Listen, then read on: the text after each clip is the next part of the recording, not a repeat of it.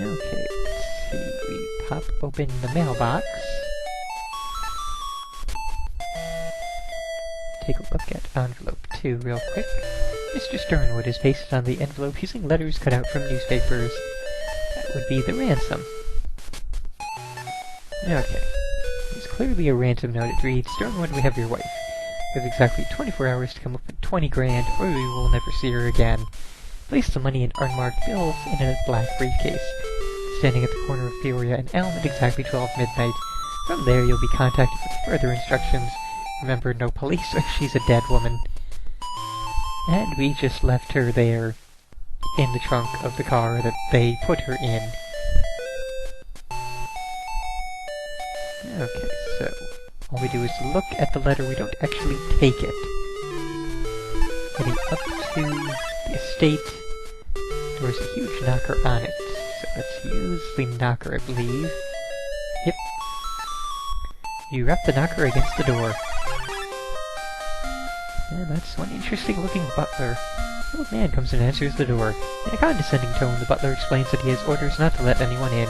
He adds that his employer has had a difficult night and is currently asleep. Okay, so... oh, this is fantastic. Sacco! Goodbye, Mr. Butler. We have business in this house. Tremendous roundhouse to the jaw. He lies in an unconscious heap at your feet. Awesome. Heading upstairs. Okay, facing 2 doors. Open the door to the right, and we're just barging on in. And there's a man asleep in the bed. Okay, so in the room with the man asleep in the bed, we just pop open the desk drawer. Take a look at envelope 3. I guess we open envelope 3. Now, letter 2. It's a letter that says, Sternwood, this is my final warning. Keep away from Vickers or your wife will learn all the details. I don't think your rich wife will look too favorably upon you in her will after that. Remember, I'm watching you, so stay away from my girl. And that would be, presumably, Seagull. Okay, so then, opening the door on the left, ignoring the briefcase and the candy box and the tissues. None of them are important. Oh, hello there. A cheap perfume fills the air. You know you've smelled that fragrance before. Heavy snores from the bed indicate that the woman there is in a deep sleep. So that would indeed be Martha. Okay, so popping open the desk drawer. Well, table drawer. I guess, opening drawers in rooms of sleeping people is sort of a thing for Ace Harding. Notice that the top sheet of the pad has many indentations on it. Okay, let's see. Going ahead and use that pencil from way back when on the memo. On the pad, yes, now you can read what was written on the previous sheet. Okay, just going to look at the timetable. 2:15 a.m. Be sure Joe's place is closed up and everyone is gone. Put the missus in the woman's stall. Make sure she is bound and unconscious.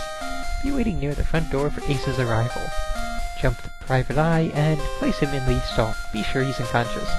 Use 10 cc of diethyltrimine on him. Take his gun and his stuff. Catch Siegel before he leaves for the night. Get Joey behind his desk, then shoot him with Ace's gun. Take his car keys. Plant Siegel's things on Ace. Put Ace's gun back. Make sure his fingerprints are on everything. So we've been framed. Awesome. Dump the big old battle axe in Siegel's trunk. Put map in glove box. Leave the building and lock up. On the way home, plant new Siegel letter in Ace's file. Shake your head in amazement. What a setup, and what a nightmare, too. If you can't come up with proof of your innocence and bring it to the cops soon, then you'll be charged with murder and kidnapping. Indeed.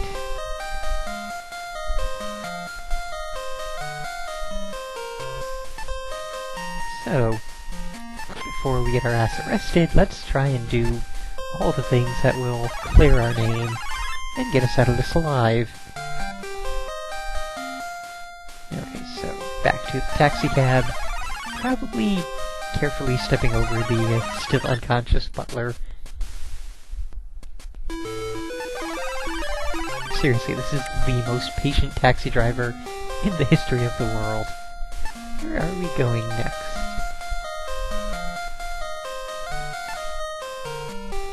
Back to Peoria. Okay.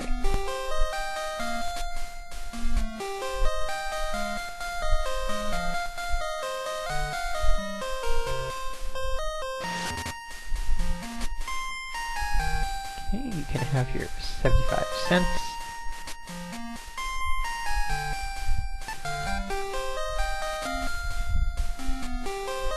Almost at coins. We may actually have to revisit that.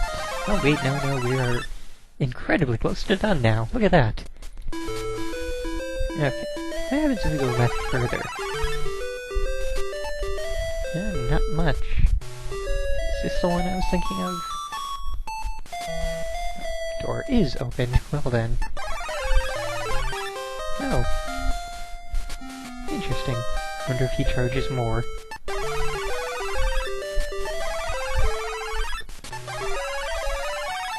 Okay, now, thing. If you are ever curious and head right over here... Oh, no. It's a random, encounter. Okay, so the random encounter didn't happen as I was expecting, but we did get a death scene that I was not expecting. Whoops, you don't watch that first step, and plunge down head over heels into a deep construction pit. You should have paid attention to what was coming around the bend. Too bad, Ace. From the beginning, the odds were stacked against you. Seemed only a matter of time until you reached the end of your adventures. Sorry, pal, your history. So there are not nearly as many of those as there are in, say, Shadowgate or Uninvited, but there are a good amount of death scenes in this game. Heading down the open manhole, and all the way down. Cold and clammy sewer. So much for your new pair of shoes. And inside the sewer, you better be careful where you step. Okay, let's see. Down one more time, completing the sewer. Go forward. Now, which way is forward? The deepest part of the sewer. Okay, I guess that would be... Which way is forward?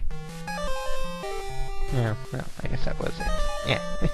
Going down to the deepest part of the sewer. Make sure you leave everything in the water.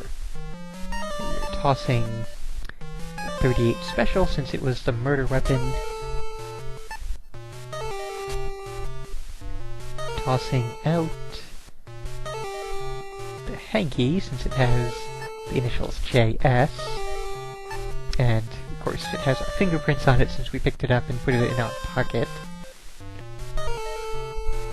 Okay, sunglasses. Belongs to Seagull. Probably the wallet. No?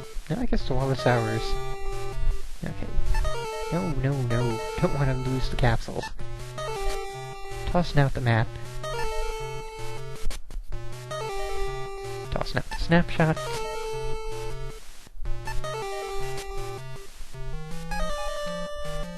Okay, we don't need file 5 since it's a fake debt, one that we never had to begin with. It was invented for the frame job. Fake IOU, also for the fake frame, for the very real frame job. And now we get on out of here. And that's practically it. We're like incredibly, like, moments away from being done. What now, huh? Oh, okay. Sort of took a wrong turn there, but we're good now. Okay, so now that we smell horrible, let's continue on. heading to the right. If we encounter Sugar Shack, which, if you are going to encounter Sugar Shack, she can, she might escape from prison and meet you here in front of the police station. So yes, if she is going to appear, she will appear here. If she does, just punch her lights out and be on your way. And just to experiment with this. Let's see.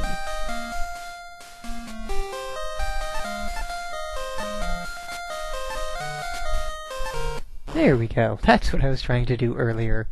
Apparently it only happens if you touch certain things. You've released the hood. It pops wide open, and then an earth-shaking kaboom fills your world as the car explodes into tiny bits.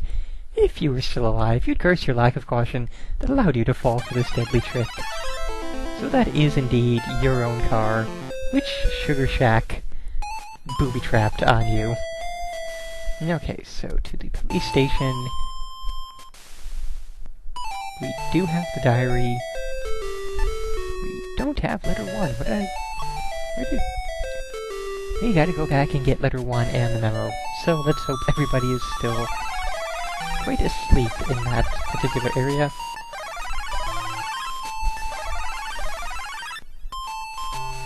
But that's all we have to do. We just have to get letter 1. Yeah. Speak to the cabbie. Over to Auburn. Pay the good man. Still have enough left to get back.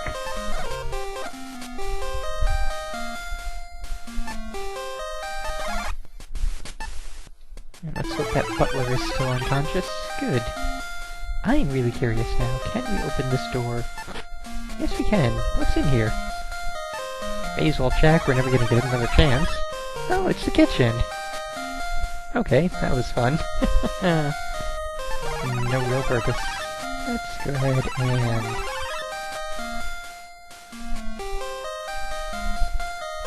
let's see, open the table. Open envelope 3, that's letter 2. Not the one we want. That must be letter 1 in the mailbox here. It's okay though, we do still need this memo. We'll take the memo. Wish I had read the thing initially to take the memo, but did not see it. I'll have to double check and see if it even does say to take it. It probably does, so no matter. There's our letter 1, and that's all we need. With that, we can clear our name, and we'll be done with this game.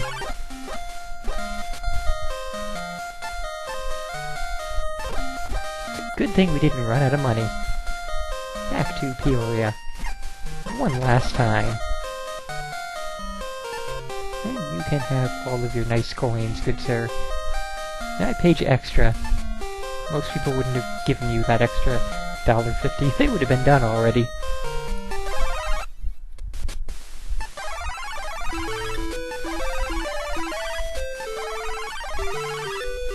Save here just in case of Sugar Shack. Alright. Now we open the door. And we walk our way to freedom. You're in the hands of the police. The evidence you've brought to them proves to be interesting, especially in the courtroom where you eventually wind up. During the trial of the kidnapping of Mrs. Sternwood and the murder of Joey Siegel, 3 bits of evidence proved valuable. The diary from Vickers' bungalow, the blackmail letter, and the timetable from Sternwood's bedroom. These 3 items put together paint the picture of a plot by Sternwood and Vickers to kill Mrs. Sternwood and Joey Siegel, and also to make you take the fall for it. The diary and the blackmail letter provided the motive for the crime, and the timetable indicated how they did it. Sternwood and Vickers were mercilessly grilled on the witness stand. The weight of the evidence and the skilled tactics of your lawyer made Vickers admit to the crime. Way to go, Ace. Ace Harding School of Investigation certifies, because of your excellent investigative skills, you've laid the case to rest. Congratulations, Ace. You are cleared of any wrongdoing and are off the hook. The case made it onto the wire and became a national story. You see your name splashed across every paper in the country. And that's interesting that we would walk all the way, or drive all the way, or whatever all the way, across the country to check every paper. That's probably... We don't even get any reward money for clearing our name, so... That's kinda hard to do on an ace detective's salary. The recognition is more than anyone could have asked for, especially for someone who has trouble paying his bills. And I didn't even get to finish reading the certificate. The silence is so thick you can almost touch it. Are we jumping straight into 2? Yes, get on with it. Suddenly, a crash shatters the early morning hour. This is followed by some muffled yells that are quickly cut off.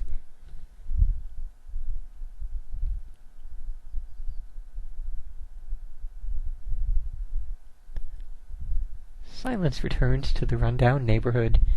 No one notices as 2 goons carelessly dump a third man into the trunk of a nearby car.